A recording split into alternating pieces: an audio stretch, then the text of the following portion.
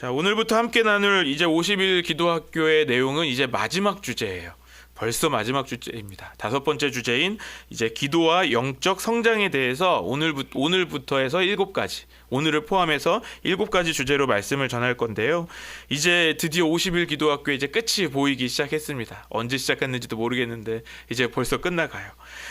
우리가 그동안 배웠던 것들을 한번 정리해 볼까요? 첫 번째로 기도의 원리에 대해서 나눴죠. 기도가 무엇인지 그 원리에 대해서 이야기했었고요. 두 번째는 기도의 응답에 대해서 우리가 살펴봤어요. 기도의 응답은 어떤 영적인 원리를 가지고 있는가, 어떤 영적인 과정들을 갖고 있는가를 이야기했습니다.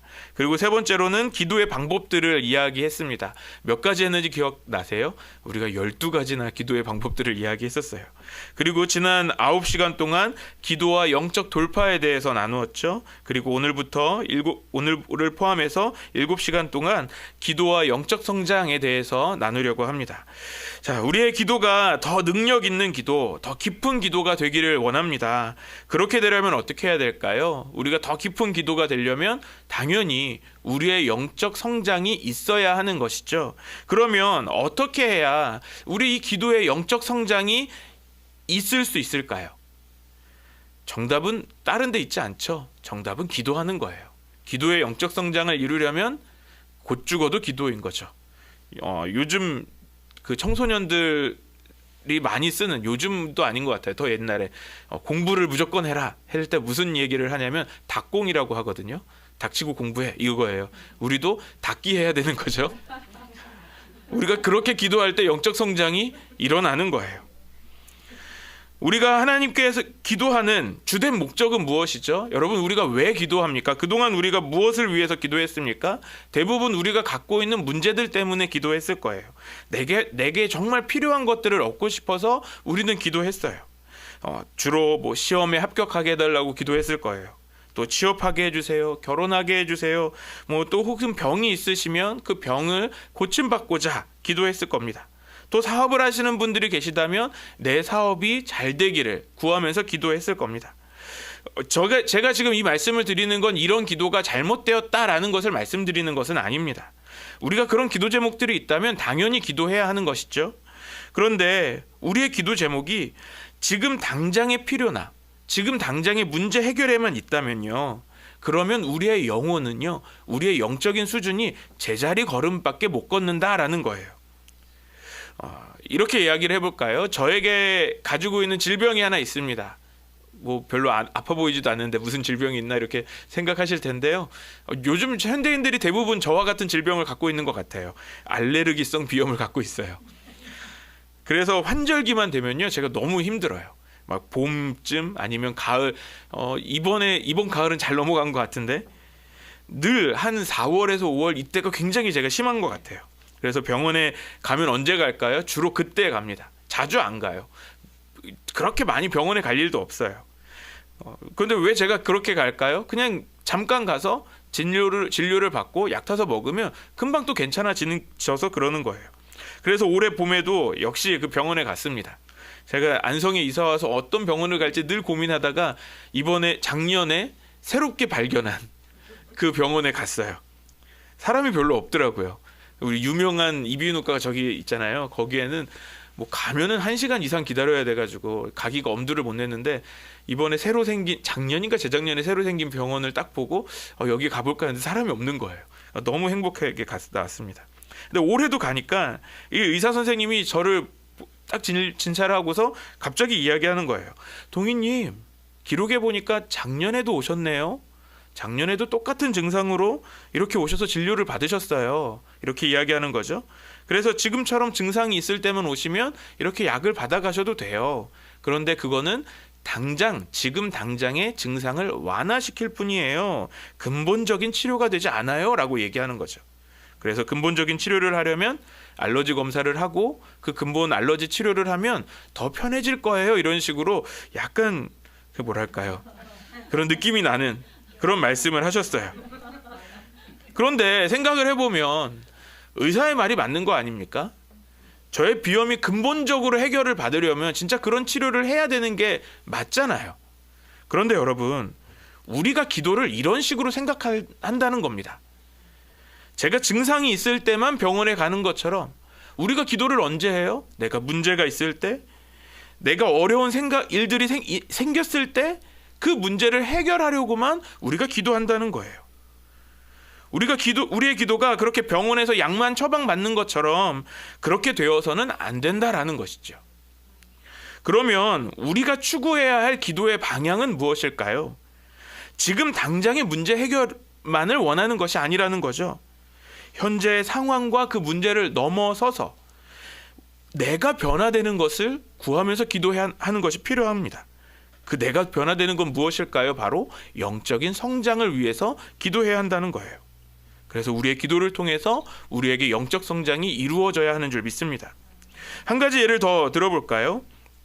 여러분 혹시 간절히 기도하시는 여러분의 기도 제목들 중에, 너무 속보이게 말씀드려서 죄송합니다만, 혹시 아파트를 놓고 기도하시는 분 계시지 않으세요? 또는 좋은 집을 구하시면서 기도하는 분 계시지 않으세요? 아닌 것처럼 아닌 것처럼 저를 쳐다보시는 몇몇 분이 계세요. 거짓말하지 맙시다 우리. 그래서 있는 그대로. 저도 그래요. 저는 요즘에 뭐 계속 말씀드렸던 것처럼 이놈의 아파트 때문에 정말 머리가 아픈 상황이긴 하지만, 저도 뭐 안성에 오기까지 또 이전에 정말 아파트 놓고 정말 기도 많이 했던 것 같아요. 뭐 큰 아파트도 바라지 않았어요. 국민임대 아파트라도 되게 해달라고 간절히 기도했는데 하나님 꼭 안 주시더라고요. 저는 어쨌든 우리가 간절히 기도해요. 왜요? 이 집이 너무 필요하니까요. 이 좋은 집 살고 싶죠. 간절히 기도합니다. 그러면 여러분, 우리에게 진짜 기도 응답은 무엇일까요? 우리에게 요즘 로또 청약이라고 하죠. 막 집을 사요. 어떻게든 분양을 막 받기 어려운 그 로또 청약 분양을 받는 거예요. 분양을 받자마자 막 집값이 1억, 2억씩 막 또 올라가요. 와, 은혜죠. 기적이죠. 이런 것이 정말 기도의 응답일까요?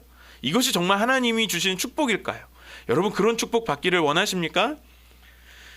왜 이러세요? 대답이 없으세요? 저만 그래요? 정말 그래도 그런 축복이라도 조금이라도 임하기를 소망합니다. 우리는 정말 기도합니다. 하나님, 저에게 아파트 주세요. 좋은 집 주세요. 이번에 주실 집은 이전보다는 좀 더 넓은 집, 좀 더 깨끗하고 좀 더 새 집이었으면 좋겠어요. 막 그렇게 기도해요. 그러면 우리 하나님께서 우리에게 정말 우리의 기도한 대로 좋은 아파트를 주세요. 할렐루야. 왜 이렇게 믿음이 없으세요? 그러면 우리에게 좋은 아파트, 정말 좋은 집 주셨어요. 그러면 여러분, 그것으로 정말 우리가 행복한 것일까요? 내가 그토록 기도했던 35평, 제 동생 46평으로 이사 갔대요. 부러워 죽겠어요. 이사 갔는데 이번에 알았어요. 마이너스 P도 없어요. 집도 안 떨어져요. 물론 제 동생이 그렇다는 거 아니고, 분양 받자마자 막 집값이 2배로 뛰어요. 그러면 진짜 여러분, 우리가 행복할까요? 왜 대답을 없으시죠? 우리에게 좋은 집, 좋은 아파트가 있다고 우리가 행복해지는 건 아닌 것이죠. 우리에게 정말 좋은 집, 좋은 아파트가 있다고 해도 그 집이 있어서 행복한 것이 아닌 거죠. 그 안에 가족들이 화목하게 지내야 행복한 것 아니겠습니까? 그러려면 어떻게 해야 되죠? 뭐가 먼저 필요한 것이죠? 아파트가 있어야 가정이 행복합니까? 좋은 집이 생겨야 가정이 행복한 것입니까? 아니면 내가 변화되어야 행복하게 되는 것일까요? 여러분, 한번 생각해 보세요. 어떤 것이 더 어려운 거죠? 아파트는요, 돈으로 살 수 있어요. 그러면 나를 변화시키는 것은 돈으로 살 수 있습니까? 어떤 것이 더 힘든 거죠? 여러분, 아파트는 돈 주고 살 수 있는 거잖아요. 그렇죠? 그런데 내가 변화되는 건요, 여러분, 어떤 게 더 쉽겠어요? 아파트 사는 게 쉬우세요? 아니면 나 변화시키는 게 더 쉬우세요? 솔직히 아파트 돈 주면 살 수 있잖아요. 물론 우리가 그 돈이 없어서 어렵다라고 생각하시겠지만, 아파트가 비용이 커서 그렇지, 우리가 허리띠 졸라매고 적금 들고 돈 모으면 가능하지 않겠습니까? 우리 11월 말에 우리 또 주식으로 하는 노후 대비 또 강의도 듣잖아요. 이제 요즘 같은 이 주식 흐름 좋을 때 이제 열심히 잘 투자해가지고 돈만 잘 모으면 시간이 좀 걸려서 그렇지 결국에는 우리가 아파트 살 수 있는 거예요. 아닙니까? 우리가 아파트를 살 수 없는 건 내가 지금 너무나 많이 먹고 있어서 그런 것이죠.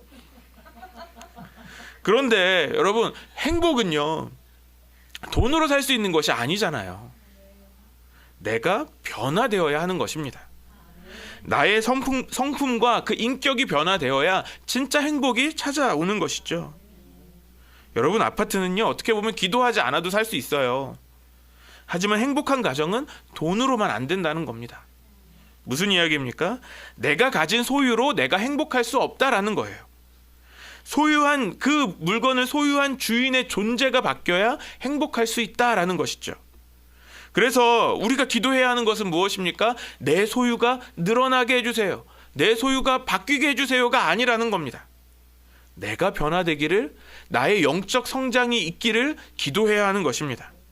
그래서 우리는 기도를 통해서 영적인 성장을 이루어야 하는 줄 믿습니다. 우리가 자녀들을 위해서 기도하는 것도 마찬가지입니다. 우리 배우자, 좋은 배우자 만나서 결혼하면 끝이 아니라는 거죠. 원하는 대학에 들어간다고 해서 그 아이의 인생이 다 된 것도 아닌 거잖아요. 좋은 직장에 취업했다고 우리의 자녀가 그 인생을 다 이룬 것입니까? 자녀들에게 있어서도 가장 필요한 거 무엇이죠? 영적 성장이 있어야 하는 것입니다. 그래서 기도는 이 영적 성장을 이루는 것입니다. 앞으로 기도와 영적 성장을 주제로 이제 나누는 말씀을 통해서 우리가 내가 변화되고 또 영적 성장을 경험하는 저와 여러분들 되시기를 소망합니다. 그렇다면 우리가 이 영적 성장을 위해서 어떻게 기도해야 될까요? 오늘 우리가 다룰 주제는 오늘 제목처럼 골방에서 기도해야 한다라는 것입니다. 오늘 본문 말씀은 예수님께서 이제 기도에 대해서 가르치시는 내용이에요. 그 당시에 유대 사회에는 기도, 구제, 금식 이런 것들이 신앙생활에서 아주 중요한 것들이었는데요. 그런데 그 당시에 종교 지도자들은 어떻게 했습니까? 이 신앙의 목적을 사람들에게 보이는 용도로 사용했다라는 겁니다. 그래서 예수님은 그런 잘못된 신앙의 모습을 말씀하십니다.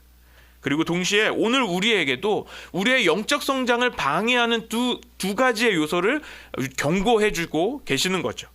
우리 첫 번째 우리에게 주시는 경고는요, 위선하지 말라라고 말씀하십니다.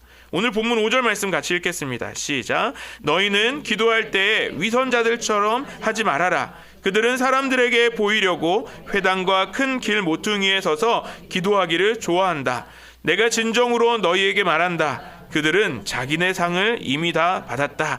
우리가 읽은 세번역 성경에서 위선자라는 말은요, 개역개정 성경에서 우리가 아주 익숙하게 본 단어인데요, 외식하는 자라는 뜻입니다. 이 위선이라는 말의 헬라어 원어는 휘포크리테스라는 단어인데요, 이 단어의 뜻은 고대 그리스에서 연극에서 가면을 쓰고 무대 위에서 연기하는 배우를 이야기하는 단어예요. 가짜 기도가 있다라는 것이죠. 기도하는 척 가면을 쓴다는 거예요. 그냥 기도하지 않으면서, 실제로는 기도하지 않으면서 무릎 꿇고 두 손을 모으고 있으면 기도했다라고 생각하는 그런 기도가 있다라는 겁니다. 여러분, 우리의 기도가 그렇게 가면을 쓰고 기도하는 척 해서는 안 되는 것이죠. 성도는 진짜 기도하는 사람입니다. 그런데 어느 순간부터 우리가 말하는 이 기도에 대한 말이 조금 왜곡되고도 있지 않습니까?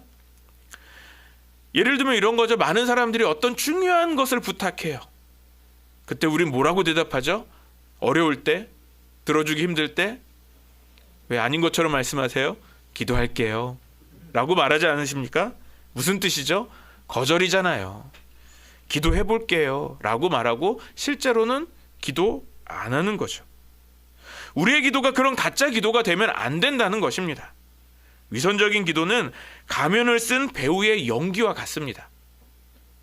하나님께 우리가 진심으로 드리는 기도가 아니라 사람들 앞에서 내 모습을 드러내는 거죠. 나는 경건한 사람이다 라는 가짜 모습을 보여주는 것이라는 겁니다. 오늘 새벽에도 디모데후서 말씀에 이렇게 말씀하고 있지 않습니까? 사람들은 경건의 모양은 있으나 능력이 없다라고도 말씀하시죠. 경건의 모양만을 지키려는 기도인 겁니다. 그래서 예수님께서 오늘 단호하게 말씀하십니다. 내가 진정으로 너희에게 말한다. 그들은 자기네 상을 이미 받았다. 무슨 말씀이시죠? 주님께서 칭찬을 하시는 것일까요? 아니죠. 우리의 위선적인 기도, 이 가면을 쓰는 기도를 하면 어떻게 되냐면 그 보상은 사람의 칭찬으로 끝난다라는 거예요. 그럼 사람들이 칭찬해 주네요 라고도 생각하는 그런 의미가 아니라 이런 거죠. 무대 위에서 연극 배우가 공연을 합니다. 그럼 공연을 마치면 어떻게 되죠? 박수를 받겠죠. 연기 잘한다 그러고 어떻게 되죠? 끝인 거예요. 위선적인 기도는 그냥 그 자리에서 끝난다는 겁니다. 사람들이 잘한다 잘한다 아무리 말로 칭찬해 줄지라도 그 기도는 거기에서 끝입니다. 박수가 사라지면, 그 기도가 멈추면 끝나는 거예요. 영적인 성장도 멈추는 것이죠. 계속해서 예수님께서 주시는 두 번째 경고는 중언부언하는 기도입니다. 7절 말씀 같이 읽겠습니다. 시작. 너희는 기도할 때에 이방 사람들처럼 빈말을 되풀이하지 말아라. 그들은 말을 많이 하여야만 들어주시는 줄로 생각한다. 이방 사람들이 하는 기도가 있다고 말합니다. 새번역 성경에서 빈말을 되풀이한다라는 말은 개역개정 성경에서 우리가 자주 보았던 중언부언한다라는 건데요. 이 말씀에서 핵심은 이방 사람들처럼 기도하지 말라는 것입니다. 이방 사람들, 어떤 사람들이죠? 그러니까 우상을 숭배하는 사람들을 이야기하는 거죠. 이 우상 숭배자들의 기도가 그렇다는 거예요. 빈말처럼 주문을 되풀이한다는 겁니다. 우리나라에 들어온 일본의 사이비 종교가 있는 거 아세요, 여러분? 일명 창가학회, SGI, 창가학회라는 데예요. 우리한테는 어떻게 알려졌냐면 남묘호랭개교라고 알려졌어요. 왜냐하면 이 SGI 있는 사람들, 여러분 도로 가다 보면 간판이나 뭐 유리에 SGI 써 있잖아요. 거기가 바로 이 창가학회예요. 그런데 거기에서 사람들이 어떻게 기도하냐면 그냥 이 남묘호랭개교 단어를 계속해서 반복하는 거예요. 이것만 반복하면 된다라고 생각하는 거죠. 어떤 거예요? 아주 무의미하게 그냥 자기가 하고 싶은 말을 하는 거죠. 아무 의미 없이 주문만 되풀이하면 된다라고 생각하는 거예요. 그런데 여러분, 우리의 기도는 어떻습니까? 우리의 기도가 그런가요? 우리의 기도는 그렇게 아무 의미 없이 되풀이하지 않아요. 우리의 기도는 간절한 기도죠. 어떤 분들은 이 말씀을 보면서 내가 기도하는 것을 조심스럽게 생각하세요. 왜냐하면 내 기도가 마치 중언부언하는 기도가 될까 봐 라는 거예요. 왜 그렇게 생각하시는지 알 것 같아요. 어떻게 기도하는지 잘 모르면 그러세요. 하나님 이거 해주세요, 제발 해주세요, 정말 해주세요 라고 얘기하는 이게 내가 중언부언한 게 아닌가라고 생각하는 거예요. 그런데요, 아무 의미 없이 기도했다면 그럴 수 있겠죠. 그런데 우리가 그것을 아무 의미 없이 한 것이 아니지 않습니까? 우리는 어떻게 기도합니까? 간절하죠. 하나님이 정말 응답해 주시기를 바라는 마음을 담아서 기도하고 있어요. 의미 없이 기도하는 것이 아닌 것이죠. 이 부분을 묵상하면서 참 기도가 찬양과 굉장히 같다라는 생각을 좀 하게 됐습니다. 찬양을 다르게 정의할 때도 그렇잖아요. 곡조 있는 기도다라고 이야기하잖아요. 찬양하는 것도 마찬가지예요. 우리의 찬양이 이방 사람들처럼 할 수도 있다는 거죠. 어떻게 해요? 우리가 찬양을 하는데 이 찬양을 아무 의미 없이 고백할 때가 있다는 거예요. 그럴 때 이방인과 같은 거예요. 그냥 노래만 흥얼거릴 수 있다는 것이죠. 찬송가를 부르면 앞에서 찬양을 인도하는 사람이 1절부터 4절까지 불렀는데 갑자기 다시 1절부터 부릅시다 이러면 짜증이 나는 거예요. 그러면 반대로 하나님이 받으시는 찬양은 어떨까요? 진심으로 하는 거죠. 잠깐 팁을 하나 드리자면 찬양을 부를 때 여러분 가사를 하나하나 묵상해서 한번 불러보세요. 찬양을 부를 때 이 가사의 곡조가 정말 나의 고백으로, 나의 기도로 불러보면 계속해서 반복되실 수 있어요. 정말 은혜가 넘칩니다. 오래전에 이런 얘기 들었어요. 중국 교회 이야기를 들었는데요. 중국 교회에 있는 찬송가는 1절부터 100절이 있대요. 얼마나 길겠어요. 1절부터 100절을 딱 찬양하는데 찬양을 인도하는 사람이 할렐루야 우리 처음부터 다시 부릅시다. 1절부터 또 100절 하는 거예요. 사랑하는 여러분, 우리가 고백하는 이 찬양이 의미 없이 흘러가지 않습니다. 그렇게 흘러가서도 안 되는 것이죠. 그래서 앞에서 찬양 인도자가 갑자기 가사를 반복해도 시험에 들지 마시고 은혜를 누리시기를 바랍니다. 그걸 또 알면 우리가 더 간절하게 부르짖게 되는 거죠. 제가 쉬는 시간에 이제 쇼폼 영상을 막 그냥 보다가 하나씩 돌려보다가 갑자기 제 영상에 윤도현 씨, 가수 윤도현 씨의 간증 영상이 보였어요. 그 영상을 한번 잠깐 보겠습니다. 찬양이 진짜 울컥하더라고요, 저는. 저도 막 눈물을 참으면서 들었거든요. 찬양이 참 이렇게 마음을 움직이는구나. 그냥 찬양 한 곡으로. Siapa itu? Duduknya bukan begitu, Sam. Iya. I am here to worship, worship my King. You are the all my praise. No matter where I'm standing, I praise you, Lord. I hold my hands up high and worship you. Lord, embrace abundant love that you pour upon my soul. Perfect plan, understand my trust is absolute. All is holy God. Right now in this time, I stand firm and worship you, my Lord.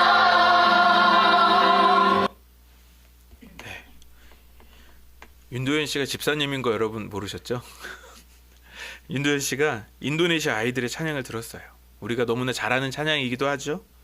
영상에서 우리가 짧게 찬양하는 모습을 봤지만 여러분, 이 아이들은 전문 찬양 가수가 아니에요.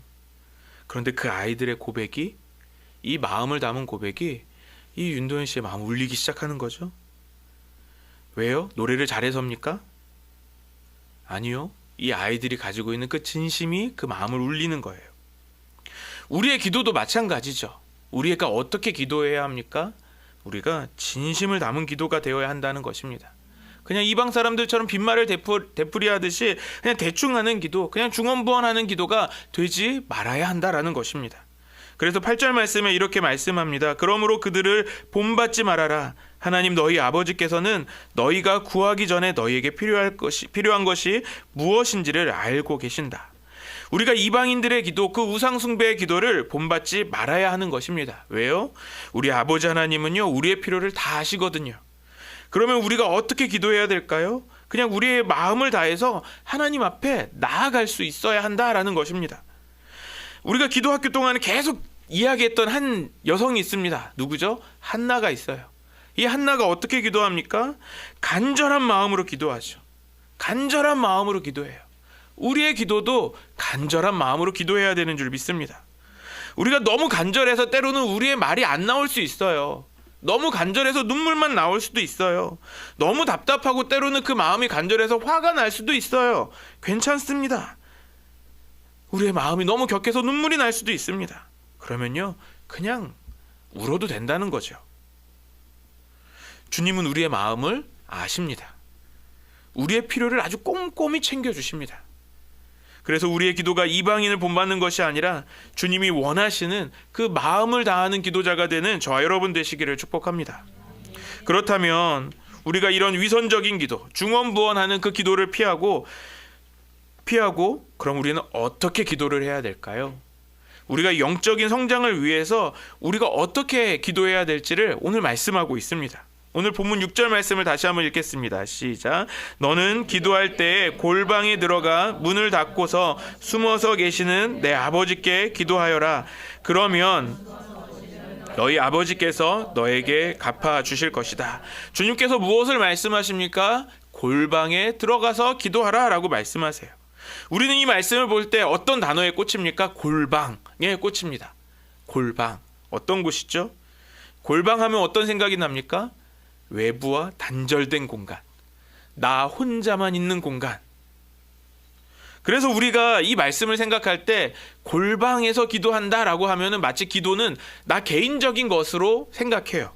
왜냐하면 누구도 봐서는 안 되고요, 누구에게도 보여줘서도 안 되고 나 혼자만 있어야 하는 거예요. 내가 기도하는 것을 누구도 들어서도 안 되는 거예요.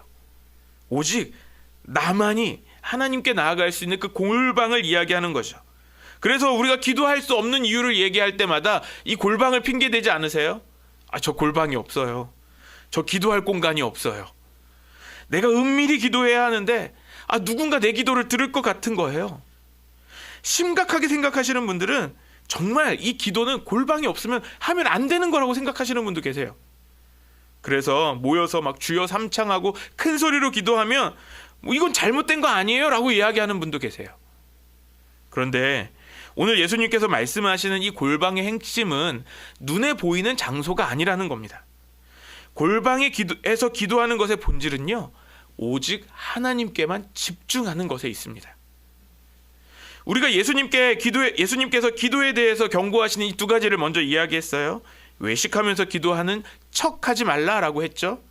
그리고 빈말, 중언부언하는, 계속해서 되풀이하는 것도 아니라고 했어요. 왜요? 하나님께는 그 거짓 기도가 필요한 것이 아니죠. 빈말이 필요 없으신 거예요.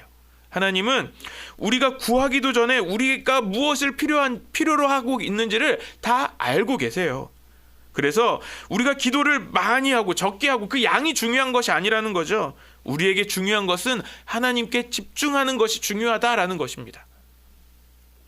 우리가 기도의 방법을 지난 시간에 다루었어요. 다루면서 뭘 이야기했죠? 큰 소리로 기도하기, 통성기도에서 이야기한 거 여러분 기억하십니까? 우리가 왜 큰 소리로 해야 한다고 이야기했어요? 내 귀가 아프라고? 아니죠. 내가 큰 소리로 기도할 때 내 소리에 내가 집중하게 된다라고 이야기했잖아요. 우리 청소년들은 통성기도 안 한다고 말씀드렸어요. 왜요? 딴 사람이 내 기도 들을까 봐. 그런데 제가 말씀드렸어요. 통성기도 할 때, 여러분 통성기도 하셨잖아요. 하실 때 어떠세요? 다른 사람의 소리가 들리십니까? 내 소리만 들리십니까? 생각해 보세요. 어떤 사람이 다른 사람 기도를 잘 들을까요? 통성기도를 크게 하는 사람 1번, 아니면 내가 혼자 작게 기도하는 사람 2번. 작게 기도하는 사람이 더 잘 들려요. 아, 저 집사님 오늘 크게 기도하네. 아, 저 집사님 저런 문제가 있구나. 이거 너무 잘 들리는 거예요. 그런 걸 듣기 싫으시면 큰 소리로 기도하시면 돼요. 아, 듣기 싫은 건 좀 너무 오버인가요? 나의 기도에 집중을 원하시면 더 큰 소리로 기도하는 게 필요한 거죠. 통성으로 기도하면 어떻게 되죠? 내 생각들이 차단이 됩니다. 내 소리에. 그리고 우리가 하나님께만 시선을 고정할 수 있는 거예요. 그래서 통성 기도해야 한다는 것이죠. 사랑하는 여러분, 골방이라는 것은요, 장소가 중요한 것이 아니라는 겁니다. 우리가 하나님께 집중하는 그 시간과 장소가 골방이 될 수 있는 거예요. 그래서 우리가 하나님 앞에 드리는 이 예배 시간도 골방이 될 수 있어요. 우리가 새벽에 나와서 기도하는 그 자리가 골방이 될 수 있는 것이죠. 때로는 우리가 직장으로 가는 길, 학교로 가는 그 길이 나의 골방이 될 수 있어요. 또 전에 말씀드렸지만 저희 어머니처럼 기도 제목을 이제 냉장고에 붙여놓고 냉장고에서 기도하는 그 냉장고 앞이 나의 골방이 될 수 있다는 거예요. 골방에서 기도하는 것의 본질은 뭐라고요? 하나님께 집중하는 것입니다. 그러면 오늘 골방 기도에 대해서 말씀하시는 이 6절 말씀을 통해서 우리가 골방에서 기도하는 것으로 어떻게 영적 성장을 이룰 수 있는지 이 세 가지 원리를 살펴보겠습니다. 이 원리들을 통해서 어떻게 우리가 골방 기도를 해야 하는지 우리가 실제적으로 적용해 보면 좋겠어요. 첫 번째는요, 골방에 들어가는 겁니다. 6절 말씀 우리 다시 한번 읽어볼까요? 시작. 너는 기도할 때에 골방에 들어가 문을 닫고서 숨어서 계시는 내 아버지께 기도하여라. 그리하면 숨어서 보시는 너의 아버지께서 너에게 갚아주실 것이다. 넌 기도할 때 어디에 들어가라고요? 골방에 들어가라 라고 말씀하십니다. 골방으로 번역된 이 헬라어는 타메이온이라는 단어인데요. 이 단어의 뜻은 방 안에 있는 방을 의미해요. 뭐 아까 또 아파트 얘기해 볼까요? 요즘 보면 좋은 아파트에 방 안에 또 방이 있더라고요. 뭐 일명 파우더룸이라고도 하죠. 뭐 제가 예전에 저희 친구의 집을 찾아갔는데 서울에 매봉이라는 동네가 있어요. 뭐 타워팰리스에 한번 놀러 간 적이 있어요. 거기 갔는데 조카방이라고 갔는데 그 방을 들어갔는데 그 방에 또 방이 있는 거예요. 와, 너무 크구나. 이런 집도 있구나. 이렇게 느꼈어요. 뭐 이런 것을 말씀하는 것일까요? 그런데 이 타메요는요, 이 개인적인 방을 의미하는 게 아니에요. 이 단어는요, 따로 구별된 또 가장 은밀한 조용한 것을 의미합니다. 어떤 생각을 하시면 되냐면 우리가 구약에서 지성소를 생각해 보시면 돼요. 성막과 성전의 구성을 보면 알죠? 어떻게 돼 있죠? 성전뜰이 있고 성막뜰이 있죠. 그리고 성전이 있고 그 안에 하나님이 임재하시는 대제사장이 1년에 한 번밖에 못 들어가는 지성소가 있죠. 방 안에 또 방이 있는 거죠. 그러면 오늘 예수님께서 말씀하시는 이 골방은 어디일까요? 더 깊숙한 방인 거예요. 어떤 깊숙한 방이죠? 하나님이 임재하시는 그 지성소를 말씀하시는 거죠. 그러면 우리의 기도가 어떻게 돼야 될까요? 우리의 기도가 어디에 머물러야 될까요? 하나님이 임재하시는 그 자리로 나아가야 하는 것이죠. 우리의 기도가 하나님을 만나는 그 자리가 되어야 한다는 겁니다. 그래서 우리의 기도가 하나님의 임재를 경험할 수 있도록 더 깊이 들어가야 하는 것이죠. 우리의 영적인 수준이 성막의 뜰, 성전의 뜰에만 머물러 있어서는 안 된다라는 것입니다. 지성소 기도가 되어야 한다는 것입니다. 여러분 1m의 법칙을 들어보셨어요? 1m의 법칙이라고 들어보셨나요? 19세기 미국에 금광을 찾던 광부의 이야기입니다. 이 광부가 이제 금맥을 찾으려고 수년간 땅을 팝니다. 그런데 금을 하나도 찾지 못해요. 그래서 포기하고 이 광산을 헐값에 팔아버립니다. 그 이후에 그 광산을 인수한 사람이 어떻게 했을까요? 그 광산을 지질학자에게 조사를 맡깁니다. 금맥이 정말 없는지 있는지 확인해야 될 거 아니겠어요? 실패해서 판 땅이니까. 확인해 보니까 이 지질학자가 뭐라고 얘기했는지 아세요? 지금 멈춘 그 자리에서 1m만 가면 금맥이 있습니다 라고 얘기하는 거죠.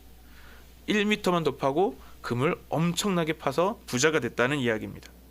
여러분 무슨 이야기를 하는 거죠? 우리가 포기한 지점에서 우리가 거기서 멈추는 것이 아니라 한 걸음 더 나아갈 때 성공할 수 있다는 얘기예요. 그런데 우리는 어디서 포기해요? 그 한 걸음 나아가기 전에 포기하는 거죠. 이것은 우리의 기도의 삶도 마찬가지입니다.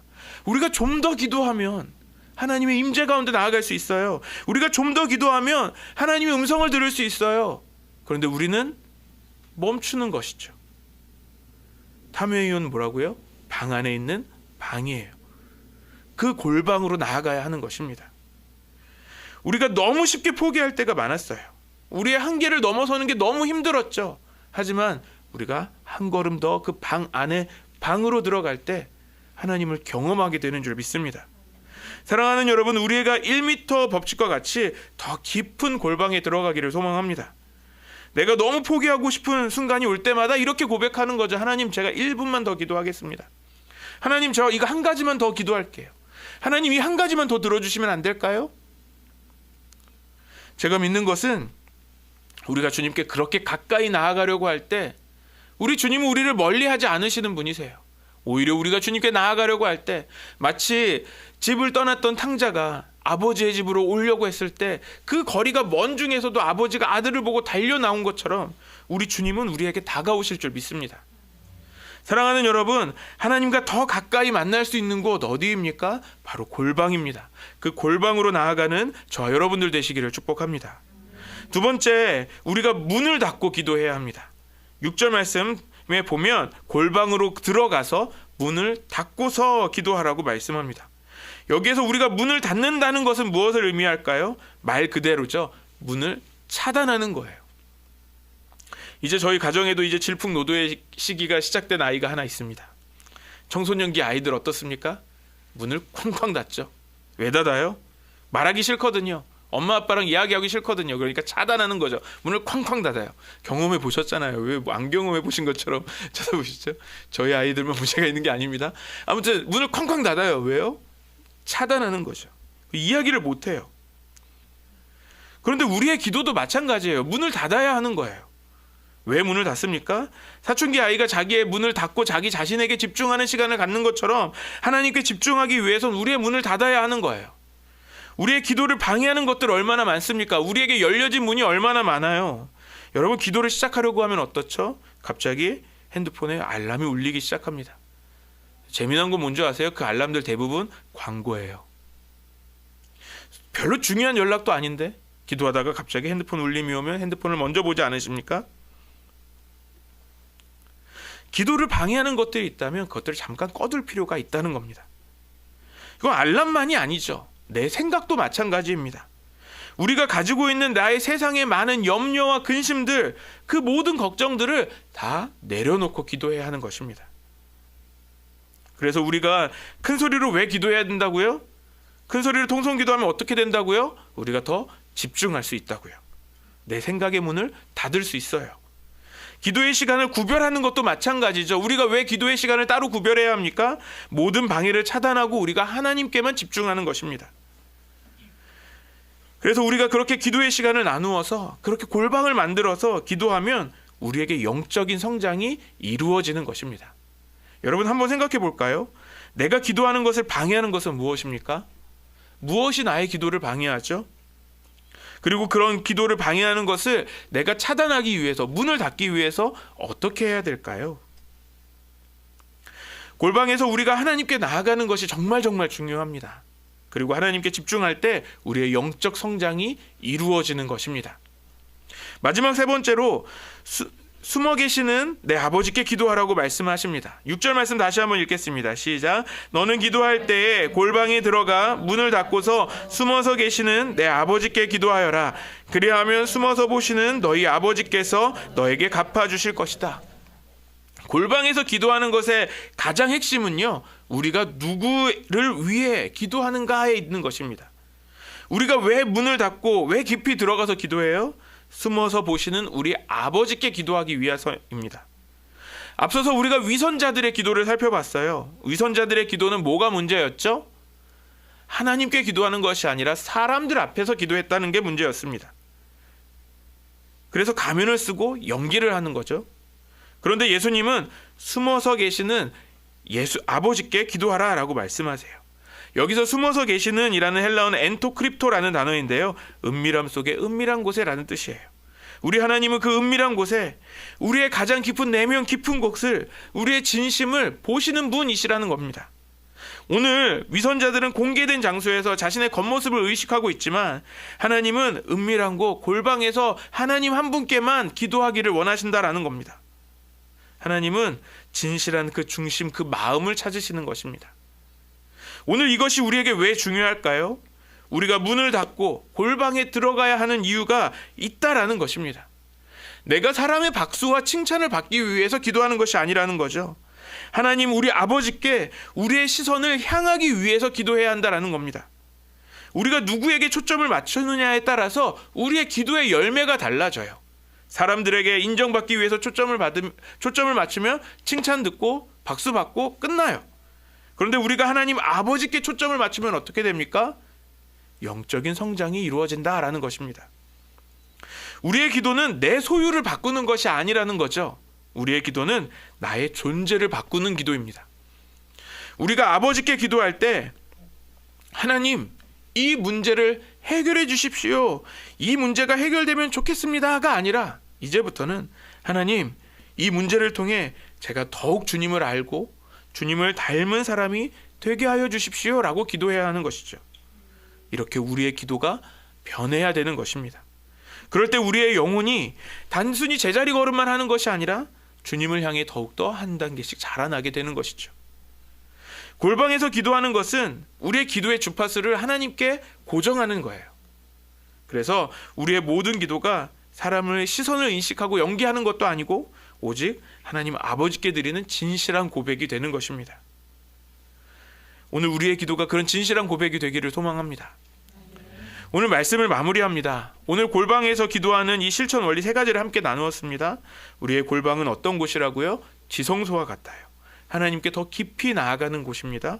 또 우리가 세상의 염려와 근심들에 대한 문을 닫고 또 은밀한 중에 나의 기도를 들으시는 우리 아버지께만 집중하는 시간이죠. 우리가 골방에서 더 깊이 하나님께 나아갈 때 하나님께서 갚아주실 것입니다. 하나님께서 역사하실 것입니다. 우리의 기도에 반드시 응답하실 줄 믿습니다. 여러분 무엇을 갚아주기를 원하십니까? 우리의 기도의 응답인 것이죠. 내가 원하는 것이 채워지는 것보다 더 큰 축복이 있다는 것입니다. 그것이 바로 영적인 성장입니다. 우리가 문제를 만날 때마다 넘어지는 사람에서 이제는 문제를 뛰어넘는 사람으로 변화되는 것입니다. 이제 우리의 기도가 일회용 처방약이 되는 것이 아니라 지속적인 영적 성장의 통로가 되어야 하는 것이죠.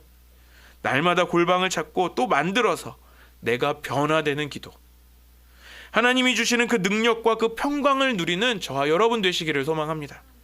그래서 골방으로 나아가는 우리의 기도가 정말 지성소의 기도가 되는 우리 안성열린교회 모든 성도님들 되시기를 주님의 이름으로 간절히 축원합니다. 우리 다 같이 기도하시겠습니다. 살아계신 아버지 하나님 감사합니다. 오늘 우리가 골방으로 더 깊이 들어가기를 원합니다. 하나님이 임재하시는 그곳에 더 깊이 나아가기를 원합니다. 우리의 귀에 들리는 모든 잡념과 이 세상의 생각들에게 이제 문을 닫고 더 깊이 나아가겠습니다. 우리의 은밀함 중에도 들으시는 아버지 하나님, 우리가 골방으로 주님께 더 가까이 나아갈 때 응답하여 주시옵소서. 우리가 하나님의 살아계심을 경험하게 하여 주시옵소서. 이제는 우리의 기도가 나의 필요와 문제를 해결한 것이 아니라 주님을 더 깊이 만나고 우리가 영적으로 더욱 성장하는 기도가 되게 하여 주시옵소서. 오늘부터 우리의 기도가 더욱 깊어질 것을 기대하고 또 소원합니다. 감사드리며 예수님의 이름으로 기도드립니다. 아멘.